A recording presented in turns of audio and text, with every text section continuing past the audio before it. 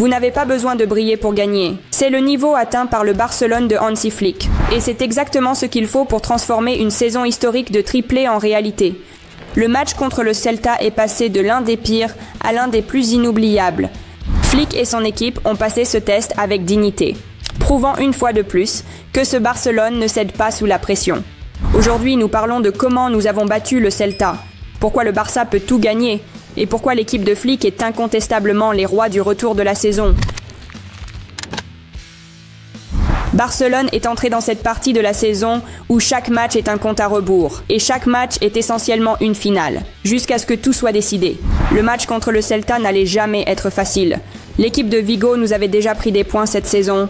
Cela s'est terminé par un 2-2 à Balaidos et leur entraîneur de 37 ans, Claudio Giraldes, a montré qu'il pouvait tenir tête à Hansi Flick. Donc il n'y avait aucune attente de déroute. L'objectif était beaucoup plus simple. 3 points, rien de plus. Le match à Dortmund a montré à quel point c'est un luxe de ne pas avoir Íñigo Martínez et Pedri dans le 11 de départ. En même temps, le staff technique fait face à un énorme défi. Obtenir des résultats tout en gérant la fatigue des joueurs. Cette fois, Hansi Flick a donné du repos à Lamine Yamal. Il n'était que l'ombre de lui-même au Signal Iduna Park. Ferran Torres est intervenu et l'attaque de Barcelone s'est ajustée. Rafinha s'est déplacé sur le flanc droit, tandis que Ferran a pris le rôle du Brésilien, se déplaçant entre le côté gauche et le centre. À part cela, pas de surprise. La formation la plus forte était sur le terrain. Giraldes a mis en place son équipe dans un 3-4-2-1 dynamique en attaque, qui se transformait en un 5-4-1 en défense. Barça a dominé dès le début. Rafinha et Fermin ont échangé leurs positions et l'Espagnol a délivré une passe parfaite pour Lewandowski. Le mouvement était brillant. Gardez un œil sur Ferran Kaki, qui a une fois de plus montré un travail exceptionnel sans ballon, ouvrant l'espace pour Robert. À la 9e minute, Íñigo a remporté le duel aérien sur le centre de Rafinha et a manqué la cible.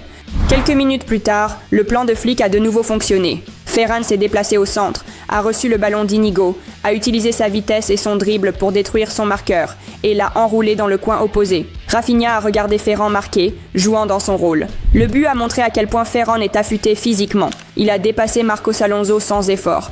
C'est son 17e but de la saison, sa campagne la plus productive de tous les temps. Mais notre joie n'a pas duré longtemps. Quelques minutes plus tard, le Celta a montré comment ils allaient briser notre ligne défensive haute, non pas avec de la verticalité, mais avec de la largeur. Alonso a alimenté Duran, qui a trouvé Iglesias. Cela semblait simple, et cela a rendu la douleur encore plus grande.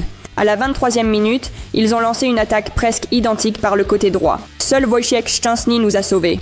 À la 43e, un autre effondrement défensif sur le côté gauche. Gérard Martin a eu un match hésitant. Encore une fois, Szczęsny nous a maintenus en vie. 2 arrêts consécutifs, mais le Barça aurait pu terminer la mi-temps en tête. Le triangle d'Íñigo, Frenkie et Ferran a bien fonctionné, bien que la finition de l'Espagnol manquait de précision. On s'attendrait à ce que la seconde mi-temps révèle le meilleur du Barça. Au lieu de cela, c'était un choc. Szczęsny a refusé une autre connexion Duran à Iglesias. Puis Frenkie a brisé la ligne de hors-jeu et a gardé Borja en jeu. Une erreur tactique suivie d'une erreur technique. 1-2. Flick s'est tourné vers ses cartes joker. Lamine a remplacé Ferran et Dani Olmo est entré pour Fermin. Le Barça est passé en mode attaque totale. Au début, cela n'a pas fonctionné. En fait, cela a presque échoué. Pedri a perdu le ballon face à Moriba, qui a préparé Iglesias pour une énorme occasion. Encore une fois, Szczęsny nous a sauvés. Son 5e arrêt de la nuit, un autre héros de la soirée. Puis une erreur d'Olmo a conduit à des erreurs de positionnement de Cubarsí et Íñigo. Ils ont laissé Iglesias à nouveau complètement libre, et il bat calmement Szczęsny. 1-3. Cela ressemblait à la fin. Nous n'avons jamais vu un Hansi Flick aussi furieux. Mais lors de l'attaque suivante, Barcelone a réduit l'écart grâce à un jeu de passes brillant entre Lewandowski, Rafinha et Olmo. Dani a attiré la ligne arrière de Celta en profondeur, permettant à Robert de recevoir le ballon dans l'espace. Il a passé à Rafinha, qui a trouvé Dani en position d'attaquant. Une rotation parfaite et une finition clinique. Un but spectaculaire. Et un signe clair qu'Olmo peut remplacer Lewandowski, qui a subi une blessure et manquera au moins 2 semaines. Et puis, quelques minutes plus tard, entre en jeu un autre super remplaçant, Lamine Yamal. Il a reçu le ballon de Koundé et a délivré un centre parfait à Rafinha. Notez comment l'attaque s'est ajustée. Lamine à droite, Martin à gauche et le trio central composé d'Olmo, Lewandowski et Rafinha. Le Brésilien a marqué depuis une position d'attaquant central, un témoignage de la pression incessante exercée par l'équipe de Flick. Celta ne pouvait tout simplement pas faire face. La passe décisive de Yamal était précise, de sa 22e de la saison et sa 36e contribution à un but au total. Des chiffres absolument fous pour un jeune de 17 ans. Nous continuons. À la 73e minute, le Barça a failli marquer un 4e but. Inigo a trouvé Olmo, mais Dani a raté sa chance. C'était tout de même un jeu brillant. La vision du défenseur et le mouvement de l'attaquant étaient à de niveau élite. Le Barça a continué à chercher des ouvertures créatives, mais à la 89e minute, le Celta a eu une occasion en or. Et notre ancien joueur Mingueza nous a épargnés. Et puis, le buteur du match. Dani Olmo a provoqué une faute évidente dans la surface, un pénalty clair. Rafinha a transformé, un autre but et une performance digne du Ballon d'Or. 4-3, une victoire de style championnat. Quand le coup de sifflet final a retenti, les émotions ont débordé. Quand avons-nous déjà vu un Hansi Flick comme ça ? Cette photo de Rafinha et Flick, l'un des moments emblématiques de la saison. Le staff technique, le banc, toutes ces émotions, elles nous appartiennent pour toujours. Même la réaction d'Ansu Fati, cela signifiait quelque chose. Il veut jouer. Il se soucie. Barcelone a montré qu'ils sont les rois des remontadas cette saison. Les retours contre l'Atlético Madrid et le Celta ont prouvé que cette équipe est impossible à briser. Un grand bravo à Real Madrid et Benfica aussi. Ce match a renforcé la candidature de Rafinha pour le Ballon d'Or. Rafinha est devenu le premier joueur de Barcelone à avoir 50 contributions de but en une seule saison depuis Messi, Neymar et Suarez. Les statistiques du Brésilien sont incroyables. Le héros, ce n'est pas moi, c'est l'équipe.